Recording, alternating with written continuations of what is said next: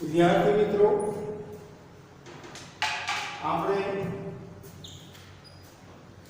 સમાજ વિદ્યાની અંદર પાઠ નંબર 18 પાઠનું નામ છે વન્ય જીવન. વન્ય જીવન પાઠના પહેલા તાસમાં આપણે ભારતમાં જોવા મળતા જાત જાતના પ્રાણીઓ અને એ પ્રાણીઓ ધરાવતા અથવા એ પ્રાણીઓ આપણને કયા પ્રદેશની અંદર જોવા મળે છે તેના વિશે વિદ્યાર્થી મિત્રો આપણે અભ્યાસ કરીશું. હવે વિદ્યાર્થી મિત્રો, આપણે અગાઉ જોઈ ગયા છે કે ભાઈ જમીન વિસ્તારની દ્રષ્ટિએ જોવા જઈએ તો દુનિયામાં ભારતનું સ્થાન 7મું છે. એનો મતલબ એમ થાય છે કે ભારત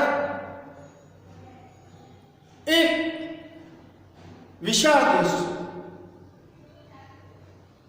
વિશાળ દેશની સાથે સાથે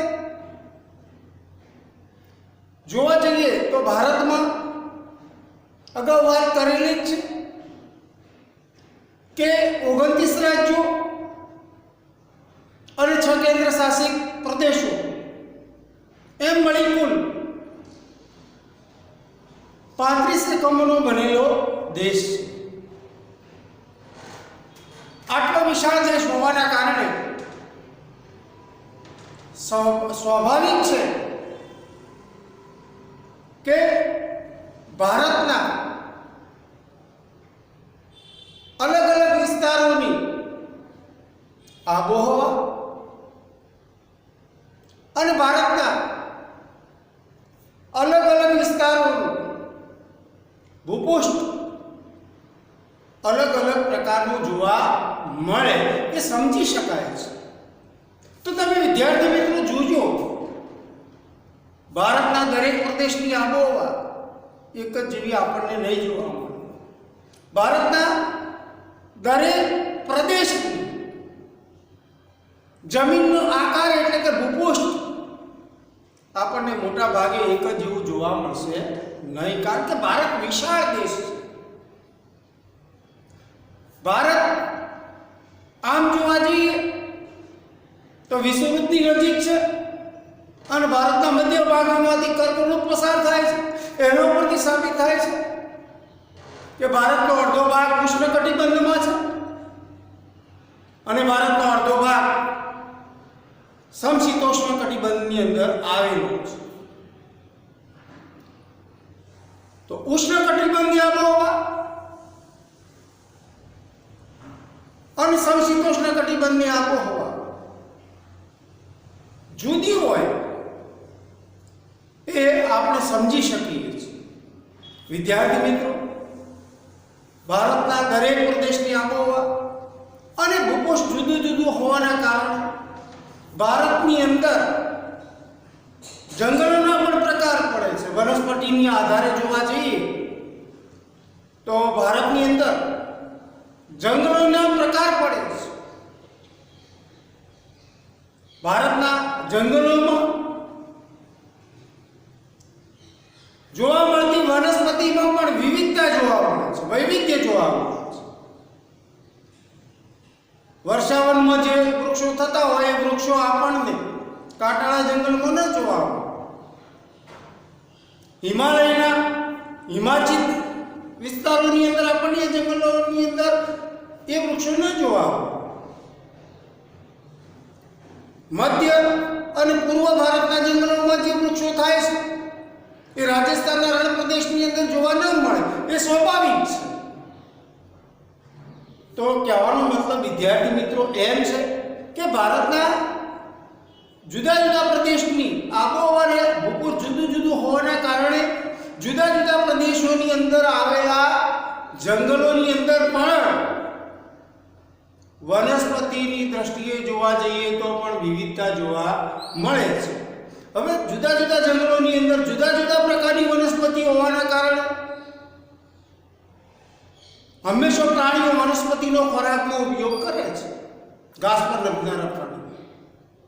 એટલે ભારતના જંગલોમાં પ્રાણીઓની બાબતમાં પણ વિવિધતા જોવા મળે છે. આખા વિશ્વમાં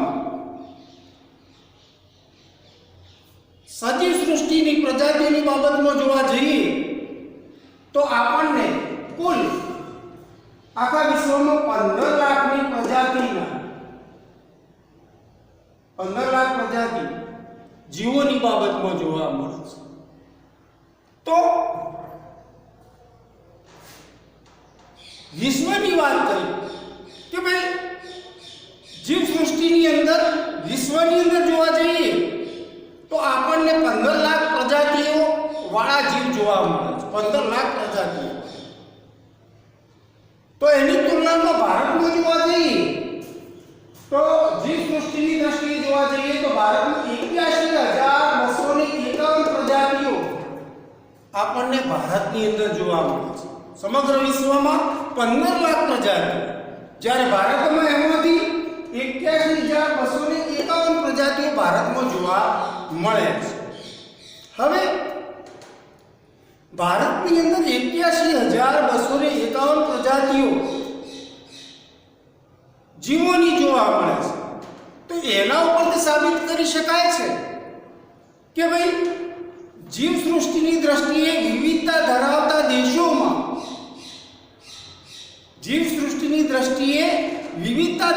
દેશોમાં ભારતનું સ્થાન કયું છે? તો ભારતનું સ્થાન જૈવ વિવિધતાની દ્રષ્ટિએ વિશ્વમાં ભારતનું સ્થાન 6ઠું છે. વસ્તીમાં બીજું, કદમાં જમીન ક્ષેત્રફળની દ્રષ્ટિએ જોવા જઈએ તો 7મું, રેલવેમાં 4થું, પણ જૈવ વિવિધતાની દ્રષ્ટિએ જોવા જઈએ તો દુનિયામાં ભારતનું સ્થાન 6ઠું છે. તો વિદ્યાર્થી મિત્રો આ ખાસ યાદ રાખો. વિશ્વમાં કુલ પ્રજાતિઓ કેટલી છે? તો 15 લાખ. ભારતમાં એમાંથી કેટલી પ્રજાતિઓ છે? 81,251. અને ભારતમાં જૈવ વિવિધતાની દ્રષ્ટિએ જોવા જઈએ તો ભારતનું દુનિયામાં સ્થાન 6ઠું છે. હવે વિદ્યાર્થી મિત્રો, ભારતમાં પ્રાણીઓની વિવિધતાની દ્રષ્ટિએ જોવા જઈએ તો ભારતના કુલ કેટલા ભૌગોલિક પ્રદેશો છે? તો ભારતમાં કુલ 9 ભૌગોલિક પ્રદેશો છે. અને આ 9 પ્રદેશોની અંદર આપણને જુદા જુદા પ્રકારના પ્રાણીઓ જોવા મળે છે. તો પ્રાણીઓના આધારે ભારતના કુલ કેટલા ભૌગોલિક પ્રદેશો પડે છે? તો પ્રાણીઓના આધારે જોવા જઈએ તો ભારતમાં ભૌગોલિક પ્રદેશોની કુલ સંખ્યા 9 છે. તો એ કયા છે? તો એક હિમાલય પ્રદેશ,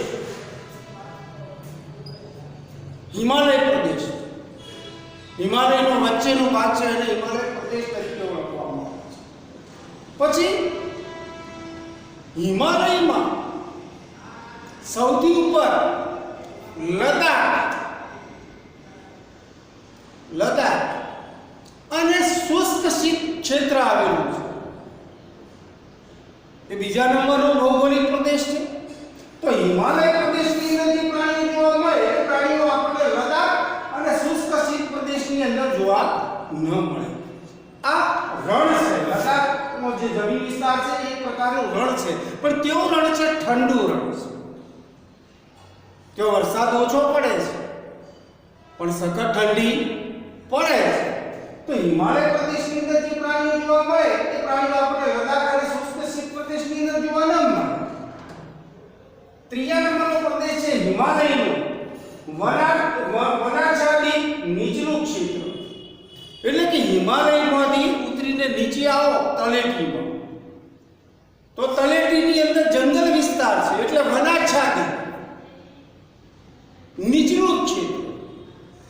તો હિમાલયમાંથી ઉપરથી નીચે આવો ત્યારે તમે તળેટીમાં પ્રવેશ કરો અને આ તળેટીની અંદર જે જંગલ આવેલું છે એ હિમાલયનું વનાચ્છાદિત નીચલું ક્ષેત્ર તરીકે ઓળખવામાં આવે છે.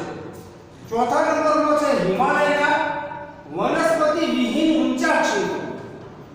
તો હિમાલયમાં તમે જેમ જેમ ઉપર જશો એમ એમ વૃક્ષોની હાઈટ ઘટતી જાય છે, વૃક્ષોની ઊંચાઈ ઘટતી જાય છે અને ખૂબ ઊંચે જાઓ તો ઘાસના મેદાનો આવેલા છે અને એનાથી પણ ઉપર જાઓ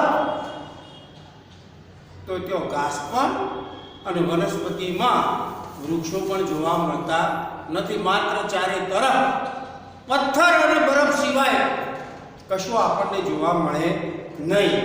તો આવા વિસ્તારને હિમાલયના વનસ્પતિ વિહીન, જો ઘાસ પણ નથી અને વૃક્ષો પણ નથી, માત્ર પર્વતના પથ્થર અને પથ્થર ઉપર છવાયેલો બરફ જ જોવા મળે છે.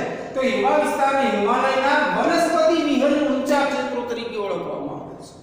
તો ત્યાં જે પ્રાણીઓ જોવા મળે છે, ત્યાં જે જીવો જોવા મળે છે, એવા જીવો ભારતના બીજા કોઈ વિસ્તારમાં જોવા મળતા નથી. ત્યાંથી આગળ વધો ત્યારે ઉત્તર ભારતનું સપાટ મેદાન આવે છે. ઉત્તર ભારતના સપાટ મેદાનની પશ્ચિમ બાજુએ રાજસ્થાનનો રણ પ્રદેશ છે. તો રાજસ્થાનના રણ પ્રદેશની અંદર જે પ્રાણીઓ જે જીવો જોવા મળે એવા જીવો ઉત્તર ભારતના મેદાનમાં જોવા મળે અને ઉત્તર ભારતના મેદાનમાં જે જીવો જોવા મળે છે એવા જીવો હિમાલય પ્રદેશની અંદર આપણને જોવા ન મળે. કારણ કે આ દરેક પ્રદેશની આબોહવા, દરેક પ્રદેશનું ભૂગોળ જુદું જુદું છે અને દરેક પ્રદેશની આબોહવા અને ભૂગોળ જુદું જુદું હોવાના કારણે અહીંયા વનસ્પતિ પણ જાત જાતની જોવા મળે છે. વનસ્પતિ જાત જાતની જોવા મળતી હોવાના કારણે, જુદી જુદા પ્રકારની વનસ્પતિ જોવા મળતી હોવાના કારણે વનસ્પતિના આધારે જોવા જઈએ તો અહીંયા પ્રાણીઓ પણ આપણને જુદા જુદા જોવા મળે છે. પછી દ્વીપકલ્પીય ઉચ્ચ પ્રદેશ, જે પ્રદેશની ત્રણેય બાજુ દરિયો છે, બંગાળાની ખાડી, અરબ સાગર અને હિન્દ મહાસાગર. આ ત્રણ સાગરની વચ્ચે જે પ્રદેશ ભારતનો આવેલો છે એને દ્વીપકલ્પીય ઉચ્ચ પ્રદેશ તરીકે ઓળખવામાં આવે છે. આગળ વધીએ તો સમુદ્ર કિનારે આપણને જળમાં રહેલી જીવસૃષ્ટિ જોવા મળે છે અને છેલ્લે દક્ષિણ ભારતમાં કેરળ, તામિલનાડુ અને કર્ણાટકની વચ્ચેનો જે પ્રદેશ છે એ પ્રદેશને નીલગિરીની પહાડીઓનો પ્રદેશ તરીકે ઓળખવામાં આવે છે. તો પ્રાણીઓની દ્રષ્ટિએ જોવા જઈએ તો ભારતના કુલ ભૌગોલિક કેટલા ભાગ પડે છે? 9. આ 9 ભાગ કયા કયા છે? તો હિમાલય પ્રદેશ, લદ્દાખ અને શુષ્ક શીત પ્રદેશ, હિમાલયનું વનાચ્છાદિત નીચલું ક્ષેત્ર, હિમાલયના વનસ્પતિ વિહીન ઊંચા ક્ષેત્રો, ઉત્તરનું મેદાન, રાજસ્થાનનો રણ પ્રદેશ, દ્વીપકલ્પીય ઉચ્ચ પ્રદેશ, સમુદ્ર કિનારો અને નીલગિરીની પહાડી. હવે આ 9 પ્રદેશની આબોહવા અને ભૂગોળ જુદું જુદું હોવાના કારણે આ 9 પ્રદેશની અંદર વનસ્પતિ પણ જુદી જોવા મળે છે અને વનસ્પતિ પર નભનારા પ્રાણીઓ પણ જુદા જુદા પ્રકારના આપણને જોવા મળે છે. આ વિદ્યાર્થી મિત્રો ખાસ યાદ રાખજો. હવે આપણે આગળ જોઈશું ભારતની અંદર પ્રાણીઓની દ્રષ્ટિએ જોવા જઈએ તો દુનિયા કરતા આપણને ભારતની અંદર કેવા કેવા પ્રાણીઓ, કેવા કેવા જીવો જોવા મળે છે. તો ખાસ વિદ્યાર્થી મિત્રો ધ્યાન રાખજો. દ્વીપકલ્પીય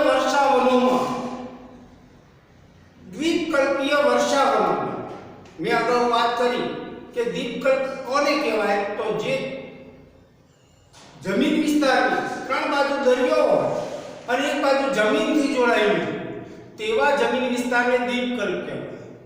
તો દ્વીપકલ્પના વર્ષાવનો, જો સૌથી વધારે વરસાદ પડતો હોવાના કારણે એ જંગલોને વર્ષાવન કહેવાય છે અને આ વર્ષાવનોમાં આપણને એશિય હાથી જોવા મળે છે. તામિલનાડુ, કર્ણાટક, કેરળ. તો તે તમે જશો તો આમ જનતાની વચ્ચે અને જંગલોમાં હાથી તમને જોવા મળશે. તો વર્ષાવનો દ્વીપકલ્પીય વર્ષાવનોમાં, એટલે કે દક્ષિણ ભારતના દ્વીપકલ્પીય વર્ષાવનોમાં આપણને કયું પ્રાણી જોવા મળે છે? તો એશિયાઈ હાથી. તો આફ્રિકાની અંદર જે હાથી હોય છે એ હાથી અને આપણા હાથી વચ્ચે તફાવત એ છે કે ત્યાં કદમાં આપણા કરતા મોટા હાથી છે અને એમના કરતા આપણા ત્યાં જે હાથી છે એ કદમાં નાના છે. અને કદમાં નાના હાથી ભારતની અંદર જે જોવા મળે છે એ હાથીઓને એશિયાઈ હાથી કહેવાય છે. વિદ્યાર્થી મિત્રો, આગળ જઈશું તો આસામમાં બ્રહ્મપુત્રનો દલદલીય વિસ્તાર છે, કાદવ કીચડવાળી જમીન છે અને ઠેર ઠેર પાણી ભરાયેલું હોય છે. તો આવા દલદલીય વિસ્તારમાં ભારતની અંદર એક વિશિષ્ટ પ્રાણી જોવા મળે છે, એક સિંગી ગેંડા. દુનિયાની અંદર તમે જો ગેંડા જોશો તો દરેક ગેંડાને બે શીંગડા જોવા મળશે. જ્યારે ભારતની અંદર જે ગેંડા આવેલા છે બ્રહ્મપુત્રના દલદલીય વિસ્તારમાં, એ ગેંડાને માત્ર તમને નાક ઉપર માત્ર એક જ શીંગડું જોવા મળશે. તો આ એક શીંગી ગેંડા એ ભારતનું વિશિષ્ટ પ્રાણી છે અને આવા એક શીંગી ગેંડા ભારત સિવાય તમને દુનિયાના કોઈ વિસ્તારમાં જોવા નહીં મળે. પછી હિમાલયના ઊંચા ક્ષેત્રો છે, પહાડી વિસ્તાર છે, ત્યાં આપણને હિમ દીપડા જોવા મળે છે. જે દીપડા બરફમાં રહેતા હોય, જે દીપડા બરફ આચ્છાદિત વિસ્તારોમાં રહેતા હોય, સખત ઠંડા વાતાવરણમાં રહેતા હોય, એવા દીપડાઓને હિમ દીપડા કહેવાય છે. અને આવા હિમ દીપડા આપણને હિમાલયના ઊંચા પર્વતીય ક્ષેત્રોની અંદર જોવા મળે છે. આ સિવાય હિમાલયમાં જમ્મુ કાશ્મીર નામનું રાજ્ય છે અને જમ્મુ કાશ્મીર નામના રાજ્યના વિસ્તારમાં આપણને જંગલી બકરીઓ, એટલે કે મોટા શિંગડાવાળી, મોટા વળેલા શિંગડાવાળી બકરીઓ પણ જોવા મળે છે. અને સાથે સાથે ત્યાંનું સ્પેશિયલ હરણ કસ્તુરી મૃગ પણ જોવા મળે છે, જેની નાભીમાં કસ્તુરી હોય છે. આ હરણોનો લોકો શિકાર કરે છે અને શિકાર કરીને એની નાભીમાંથી કસ્તુરીને કાઢી લે છે અને કસ્તુરની બજારની અંદર મોટા કિંમતે એનું વેચાણ કરવામાં આવે છે, મોટી કિંમત. તો જમ્મુ કાશ્મીરની અંદર આપણને બે મુખ્યત્વે પ્રાણીઓ જોવા મળે છે, એક તો જંગલી બકરી અને કસ્તુરી મૃગ.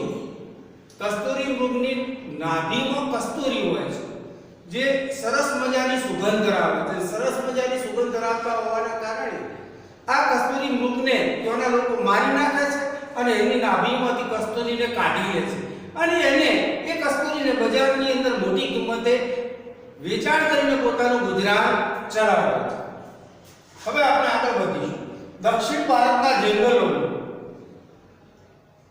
સાઉથ ઇન્ડિયા, દક્ષિણ ભારતના જંગલોમાં આપણને શિંગડાવાળી જંગલી ભેંસ જોવા મળે છે. એ શિંગડાવાળી જંગલી ભેંસને ભારતીય બાયસન તરીકે ઓળખવામાં આવે છે. આવા બાયસન આપણે જોવા હોય મોટી માત્રામાં અને મોટા કદમાં જોવા હોય તો આ બાયસન માત્ર આપણને ઉત્તર અમેરિકાના અલાસ્કાની અંદર જોવા મળે. તો ઉત્તર અમેરિકાના અલાસ્કાની અંદર જે જંગલી બાયસન જોવા મળે છે, એવા બાયસન પણ નાના કદના ભારતમાં, દક્ષિણ ભારતના જંગલોમાં જોવા મળે છે. એ ભારતીય બાયસનને ભારતના લોકો જંગલી ભેંસ તરીકે ઓળખે છે. વિદ્યાર્થી મિત્રો, આપણે આગળ વધીશું. પહેલાના સમયમાં આપણને ભારતના મધ્ય ભાગમાં, ભારતના ઉત્તર ભાગમાં અને ભારતના પૂર્વ ભાગમાં આપણને વાઘ જોવા મળે છે. બરાબર? અત્યારે તો માત્ર મધ્ય અને પૂર્વ ભારતમાં પશ્ચિમ બંગાળમાં વાઘ બચ્યા છે. અને પહેલાના સમયમાં જોવા જઈએ તો આપણા ગુજરાતની અંદર પણ જેસોરના જંગલોની અંદર, અંબાજીના જંગલોની અંદર આપણને વાઘ જોવા મળતા, પણ લોકોએ પોતાના શોખ ખાતર વાઘનો શિકાર કર્યો, વટ મારવા ખાતર વાઘનો શિકાર કરી નાખ્યો. અત્યારે આપણને અંબાજીના અને જેસોરના જંગલોની અંદર વાઘ જોવા મળતા નથી. અત્યારે ભારતની અંદર વાઘ આપણને મધ્ય ભારતમાં અને પશ્ચિમ બંગાળની અંદર જોવા મળે છે. હવે વિદ્યાર્થી મિત્રો, ભારતમાં રણ પ્રદેશ છે, કચ્છનો રણ અને રાજસ્થાનનું મહામરુભૂમિ. આપણને ભારતના બે રાજ્યોની અંદર જંગલો જોવા મળે છે. કચ્છમાં ગુજરાતમાં કચ્છ અને રાજસ્થાનમાં ભારતીય મહાપુરુષ. તો ગુજરાત અને રાજસ્થાનમાં જે રણ પ્રદેશ આવેલા છે એમાં પણ કચ્છના નાના રણમાં દુનિયામાં કોઈ પણ જગ્યાએ આ પ્રાણી આપણને જોવા મળતું નથી, જેનું નામ છે ઘુડખર. અને ઘુડખર માત્ર ભારતના ગુજરાતના કચ્છના નાના રણની અંદર જોવા મળે છે, જેની સંખ્યા લગભગ અત્યારે વર્તમાન સમયમાં જોવા જઈએ તો 2500 ની આસપાસ છે. તો આ ઘુડખર ગધેડા જેવો આકાર ધરાવે છે, પણ ગધેડા કરતાં વધારે મજબૂત અને ગધેડા કરતાં એનો રંગ ભૂખરો હોય છે. તો આપણને ઘુડખર કઈ જગ્યાએ જોવા મળે છે? કચ્છના નાના રણમાં. અને આ ઘુડખર આપણને કચ્છના નાના રણ સિવાય દુનિયામાં કોઈ જગ્યાએ જોવા મળતા નથી. પછી કચ્છના મોટા રણમાં જો પાણી ભરાયેલું હોય છે તેવા વિસ્તારની અંદર આપણને સુરખાબ નામના પક્ષીઓ જોવા મળે છે. તો વિદ્યાર્થી મિત્રો ખાસ યાદ રાખજો, કચ્છના નાના રણમાં ઘુડખર અને કચ્છના મોટા રણમાં જલપ્લાવિત ક્ષેત્રોની અંદર સુરખાબ નામનું પક્ષી જોવા મળે છે. હવે વિદ્યાર્થી મિત્રો આપણે આગળ વધીશું. ઘાસની ભૂમિના જે જમીન વિસ્તારો છે ત્યાં દુનિયામાં દુર્લભ એવું પક્ષી, આમ તો નામ શેષ થવાના આરે પણ વર્તમાન સમયની અંદર ભારતની અંદર ઘાસના ભૂમિના પ્રદેશોની અંદર ગોરાડ નામનું પક્ષી જોવા મળ્યું છે. વર્તમાન એ ભારતનું સૌથી વધારે વજન ધરાવતું પક્ષી છે. તો ભારતનું સૌથી વધારે વજન ધરાવતું પક્ષી કયું? તો ગોરાડ. અને આ ગોરાડ નામનું પક્ષી આપણને ક્યાં જોવા મળે છે? ભારતના ઘાસના ભૂમિના વિસ્તારોની અંદર જોવા મળે છે. આ પછી પાણીવાળા વિસ્તારોમાં પરદેશી પક્ષીઓ. પાણીવાળા વિસ્તારોમાં ભારતની અંદર જે જગ્યાએ પાણી જોવા મળે છે અને પાણી ભરપૂર માત્રામાં હોય છે એવા વિસ્તારોમાં ઠંડા પ્રદેશોમાં ભારતની અંદર યાયાવર પક્ષીઓ આવે છે. અને એ યાયાવર પક્ષીઓને પરદેશી પક્ષીઓ તરીકે ઓળખવામાં આવે છે. ભારતની અંદર યાયાવર પરદેશી પક્ષી કયા કયા આવે છે પાણીવાળા વિસ્તારોમાં? તો સાઇબેરિયન ક્રેન, પેલિકન, તિબેટિયન બતક, કુંજ અને કરકરા આ બધા જ વિદેશી પક્ષીઓ છે.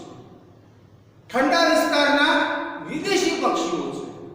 જ્યારે ભારતની અંદર ઠંડીની શરૂઆત થાય છે ત્યારે ભારતની ઠંડીની ઠંડક મેળવવા માટે પરદેશના યાયાવર પક્ષીઓ પોતાનું વતન છોડી અને પ્રજનન કરવા માટે સ્પેશિયલ ભારતમાં આવે છે.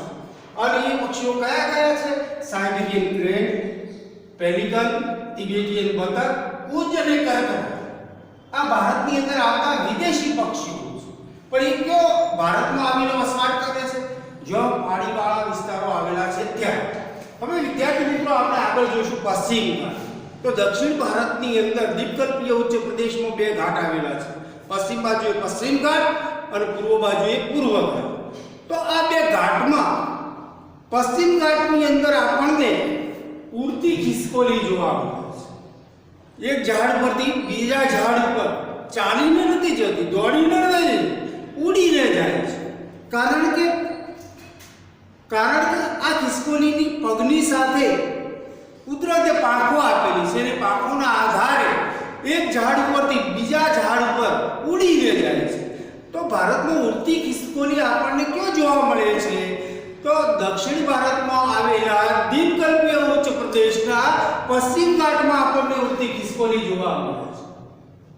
આ સિવાય ભારતની પૂર્વ બાજુએ આંદોમાન અને નિકોબાર ટાપુઓ આવેલા છે. અને એમાંય નિકોબાર ટાપુઓની અંદર આપણને દુનિયામાં જોવા મળતું દુર્લભ પક્ષી નિકોબારી કબૂતર જોવા મળે છે. આવું નિકોબારી કબૂતર દુનિયાના કોઈ વિસ્તારમાં આપણને જોવા મળતું નથી, જે ભારતના નિકોબાર ટાપુની અંદર જોવા મળે છે. આ પછી ભારતની અંદર સરીસૃપો. સરીસૃપ એટલે જે પેટે ઘસડાઈને ચાલતા હોય એને સરીસૃપ કહેવાય. અને ભારતની અંદર સરીસૃપોમાં કયા કયા પ્રાણીઓ જોવા મળે છે? તો રાજનાગ, સાપ, અજગર અને પાટલા. અહીંયા મેં પા ગો કરી છે.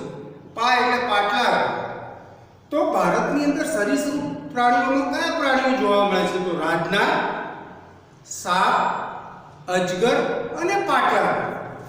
પછી ભારતના સમુદ્રમાં આપણને કયા કયા પ્રાણીઓ જોવા મળે છે? તો ભારતના સમુદ્રમાં એક તો દરિયાઈ સાપ, જેમ આપણે ત્યાં જમીન ઉપર સાપ ચાલે છે ને એમ દરિયાની અંદર સાપ ચાલે, તરી એને દરિયાઈ સાપ, જે અત્યંત ભયંકર ઝેરી હોય છે. તો ભારતના દરિયામાં દરિયાઈ સાપ, ડોલ્ફિન, સમજદાર માછલી, શિકારી સાપ, મોટી વેલ,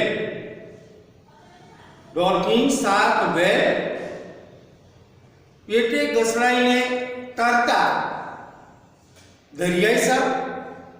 આ પછી ડુગોંગ, જેને દરિયાઈ ગાય કહેવાય છે, ડુગોંગ, અને રંગ બદલતા ઓક્ટોપસ. તો આ પ્રાણીઓ આપણને ભારતના દરિયાની અંદર જોવા મળે છે. તો ભારતના દરિયામાં કયા કયા પ્રાણીઓ જોવા મળે છે? તો દરિયાઈ સાપ, ડોલ્ફિન, શાર્ક, વેલ, ડુગોંગ અને ઓક્ટોપસ. પછી ભારતના ગોચર, જો ગાયોને ચરવા માટેનો વિસ્તાર હોય એટલે ગોચર કહેવાય. તો ગોચર અને કૃષિ વિસ્તારોની અંદર આપણને કયા કયા પક્ષીઓ જોવા મળે છે? ભારતના ગોચર વિસ્તારોમાં, જો ગાયો ચરવા માટે વિસ્તાર રાખેલો હોય, ગોચર અને કૃષિ વિસ્તારોમાં આપણને કોયલ, આપણે પરિચિત છીએ, કોયલ, પોપટ, મોર, સુગરી, ઘુવડ, પીળક, સમડી, કાબર અને ઢોર બગલા.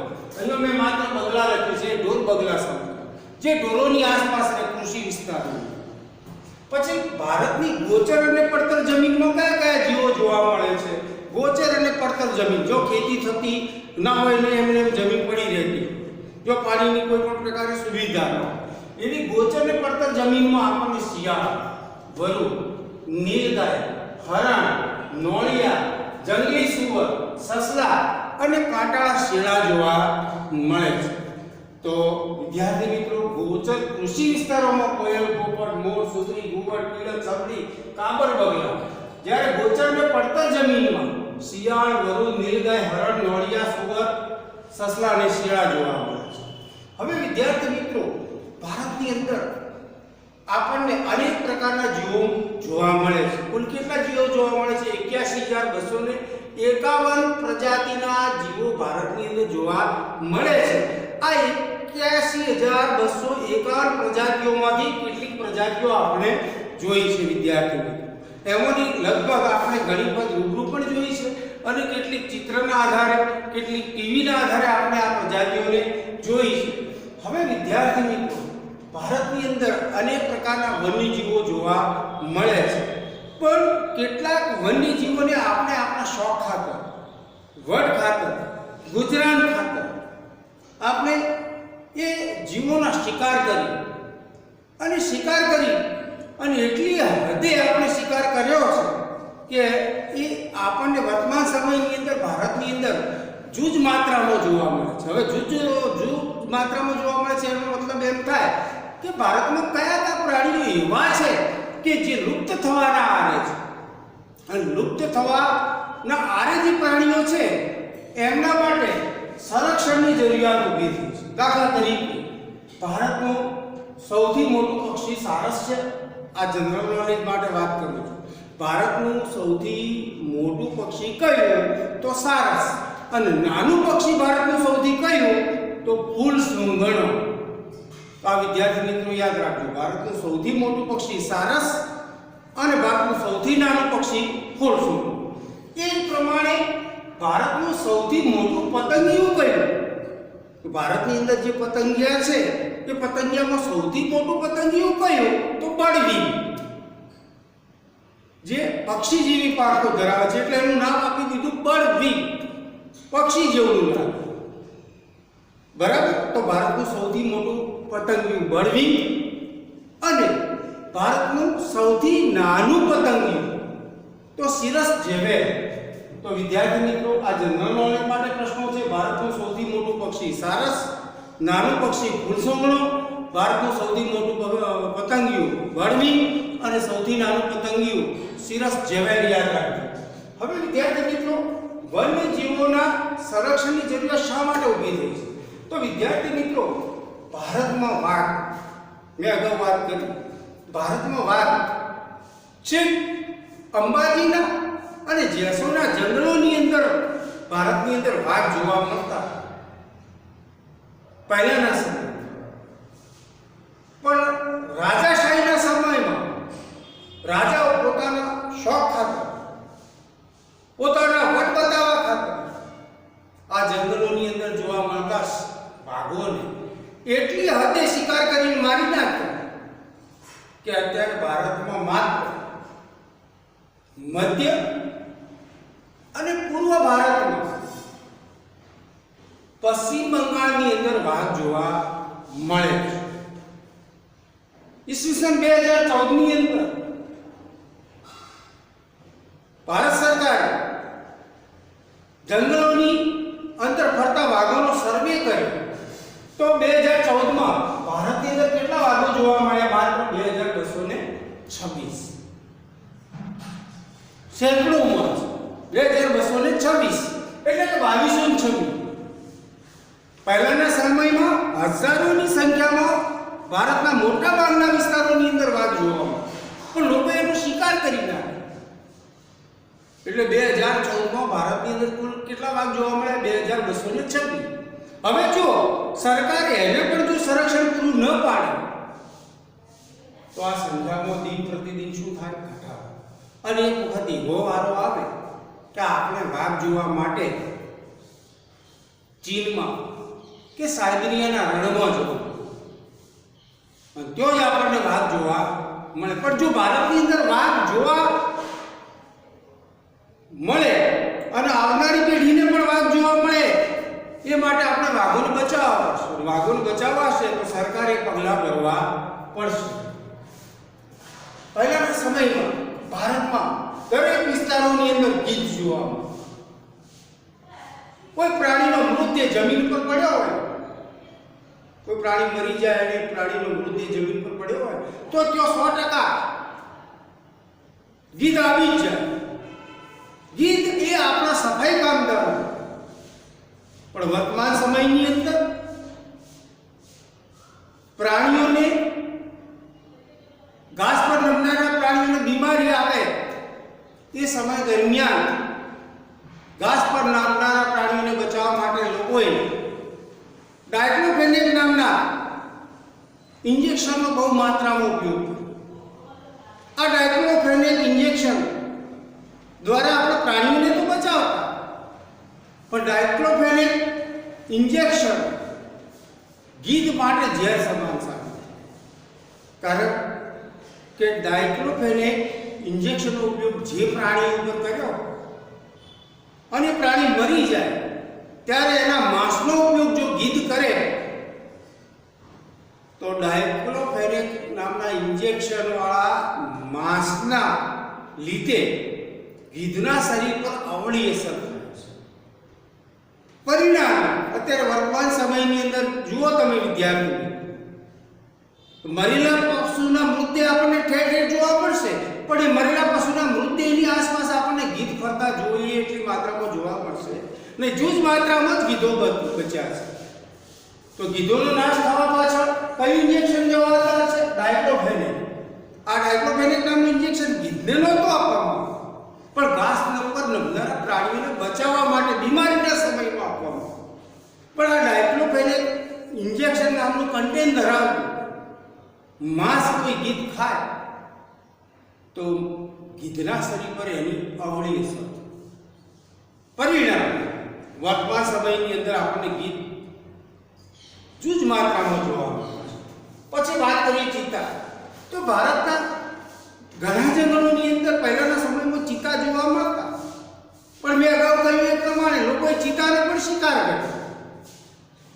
અત્યારે ભારતના જંગલોમાં એક પણ આપણને ચિત્તો જોવા મળતો નથી. ભારતના જંગલોમાં ચિત્તા નામ શેષ થઈ ગયા છે. અત્યારે ચિત્તો જોવો હોય તો ચિત્રના આધારે જોવો પડે અથવા આફ્રિકાના જંગલોમાં જોવો, એ સિવાય આપણને કોઈ જગ્યાએ ચિત્તો જોવા ન મળે. વિદ્યાર્થી મિત્રો, હવે આગળ વાત કરીશું સિંહની. તો પહેલાના સમયમાં ભારતના મધ્ય ભારતના, પૂર્વ ભારતના અને ઉત્તર ભારતના જંગલોમાં સિંહ આપણને જોવા મળતા, પણ લોકોએ સિંહોનો એટલી હદે શિકાર કર્યો કે અત્યારે માત્ર સિંહો ગુજરાતના ગીરના જંગલોની અંદર જ જોવા મળે છે. મધ્ય ભારત, પૂર્વ ભારતના જંગલોમાં અત્યારે આપણને એક પણ સિંહ જોવા મળતો નથી. એ સિંહ માત્ર ગુજરાતના ગીરના જંગલોમાં જોવા મળે. ઈસવીસન 2015માં ગીરમાં રહેલા સિંહોનો સર્વે કરવામાં આવ્યો તો 2015માં સરકારને કુલ કેટલા સિંહોનો આંકડો મળ્યો? 523. અત્યારે ગીરના જંગલમાં માત્ર 523 સિંહો બચ્યા છે. એ પણ ગુજરાત સરકાર સંરક્ષણ સિંહોને પૂરું પાડ્યું હોવાના કારણે આ સંખ્યામાં થોડો ઘણો આપણને વધારો જોવા મળે છે. જો ગુજરાત સરકાર આ સિંહોને સંરક્ષણ પૂરું ન પાડે ને તો આ 523 માંથી પણ સિંહોની સંખ્યા ઘટી શકે છે. તો સિંહને બચાવવા હશે તો સરકારો દ્વારા સિંહોને સંરક્ષણ પૂરું પાડવું પડશે. અત્યારે આપણે સિંહ જોવા માટે આફ્રિકાના જંગલોમાં જવાની જરૂર નથી. આપણને સિંહ ભારતમાં, ગુજરાતની અંદર ગીરના જંગલમાં જોવા મળે છે. તો 2015 મુજબ ભારતમાં સિંહોની સંખ્યા કુલ કેટલી હતી? 523. હવે વિદ્યાર્થી મિત્રો આપણે આગળ જોઈશું. ગુજરાતમાં પહેલા દરેક પ્રદેશની અંદર આપણને અવારનવાર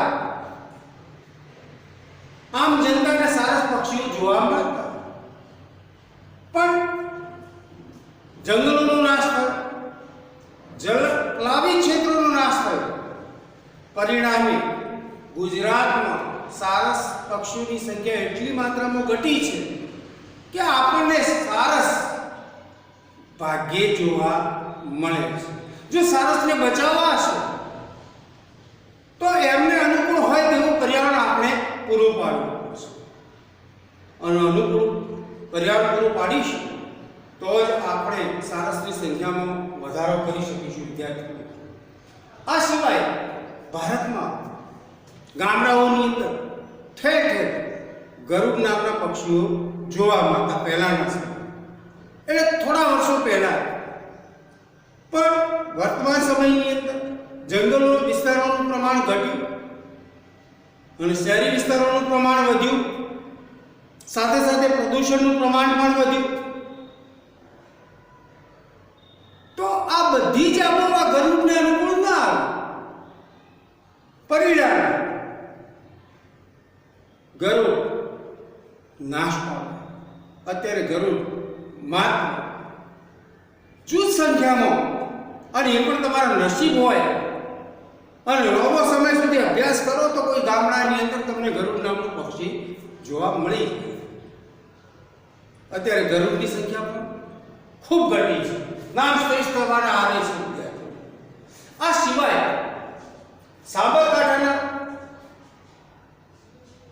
સાબરકાંઠા જિલ્લાના વિજયનગર તાલુકાના પર્વતીય વિસ્તારોમાં આપણને અવારનવાર ચિલોત્રા નામનું પક્ષી જોવા મળે.